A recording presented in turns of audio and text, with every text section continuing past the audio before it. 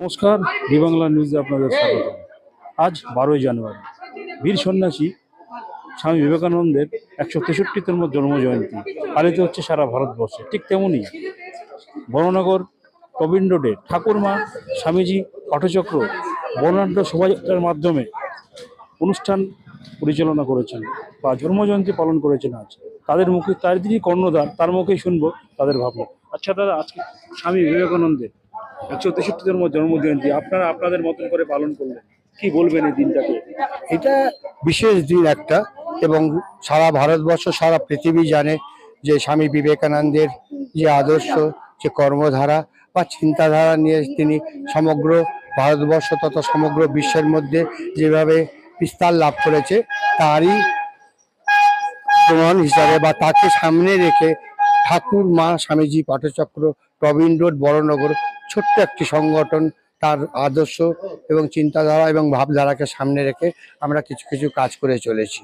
তার মধ্যে আজকের এই তার জন্মজয়ন্তী যেমন পালন করা একটা অংশ, যেরকম ঠাকুরের দেখানো পথ, মায়ের দেখানো পথকে সামনে রেখে আমরা সমাজের নিপীড়িত, পিছিয়ে পড়া, মুমূর্ষ মানুষদের জন্য আমরা বিভিন্ন সময় বিভিন্ন কাজ করে থাকি। খুব স্বাভাবিকভাবে স্বামীজি আমাদেরকে দেখিয়ে দিয়েছেন যে কিভাবে মানব সেবা করতে হয়, মানুষের মধ্যে ঈশ্বর, মানুষের সেবা করলে ঈশ্বরের সেবা হয়। আরও স্বামীজির অনেক বক্তব্য আছে, সেটা বলতে গেলে তো দীর্ঘায়িত হয়ে যাবে আজকের এই প্রতিবেদনটা। খুব স্বাভাবিকভাবে আমরা আজকের যে অনুষ্ঠান এলাম তার জন্য আমরা সংগঠনের সকল D Bangla news channel news তাদের সবাইকে এবং কৃতজ্ঞতা জ্ঞাপন করছি। কি কি কাজ আপনারা করেন, কি কি কর্মসূচি আপনারা নেন সারা বছর?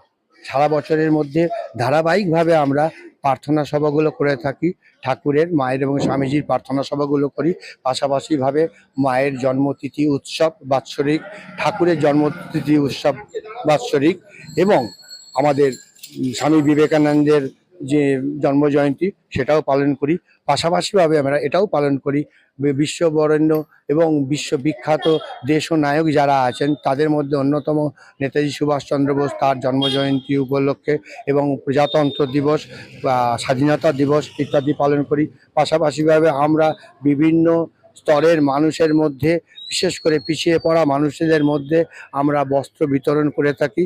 আমরা শীতকালীন কম্বল বিতরণ করি এবং কোভিডের সময় বিশেষ করে আমরা রাস্তায় প্রকাশ্য রাজপথে দাঁড়িয়ে আমরা শুকনো খাবার বিতরণ করেছিলাম। এই ধরনের কাজগুলো আমরা আমাদের সংগঠনের সমস্ত সদস্যকে সঙ্গে নিয়েই আমরা এই কাজগুলো করে থাকি। পটচক্র প্রথমে খুবই অল্প স্বল্প মানে দিয়ে শুরু হয়েছে 16 সাল থেকে। গাছপালা সবকিছু বসে, তখন আমাদের নির্দিষ্ট কোনো ঘরবাড়ি ছিল না, এখানে সেখানে করেছি। শিব মন্দিরে অনেকদিন হয়েছে, তারপরে আস্তে আস্তে আস্তে আস্তে এটা প্রচার হয়েছে। আমাদের যা যা উনি বললেন শৈলেন্দা, আমাদের প্রার্থনা হয় সবার মাসে 2টো করে। তারপরে বৃক্ষরোপণ আছে, আমরা কম্বল বিতরণ করি, হ্যাঁ, দুস্থদের আমরা পুজোর সময় বস্ত্র বিতরণ করি, জল সত্র হয়, আমরা ইত্যাদি ইত্যাদি কাজগুলো যতটা পারি সেবামূলক কাজ আমরা এগিয়ে যাই আর কি। আমাদের আনুমানিক 80-90 জন এরকম বয়স্ক, বৃদ্ধা, বয়স্ক সব আছে, আমাদের মতন বয়সের সব।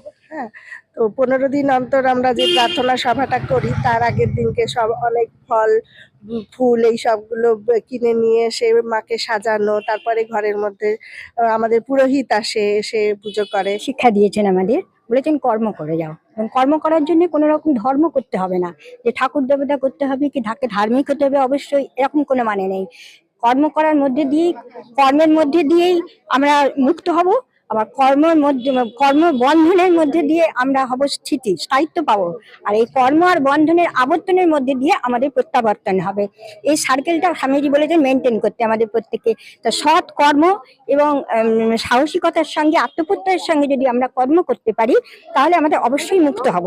আর এটা করতে গেলে আমাদের কোনো সাধন ভোজনের দরকার নয়, চাই উন্নত চারিত্রিক মনোবল, উন্নত দৃঢ় অন্তঃকরণের পবিত্রতা আর শুদ্ধ চিত্ত। এটা হলেই আমরা পারবো এই কাজে স্বামীজির আদর্শকে মেনটেন করে চলতে। জয়তু স্বামীজি।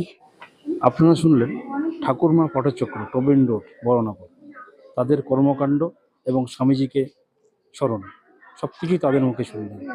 আশা রাখবো তারা এইভাবেই স্বামীজির আদর্শকে মেনে চলুক এবং দিকে দিকে তা ছড়িয়ে দিক। ক্যামেরায় পিনাকি পালের সাথে দীপঙ্কর দত্তের রিপোর্ট, ডি বাংলা নিউজ।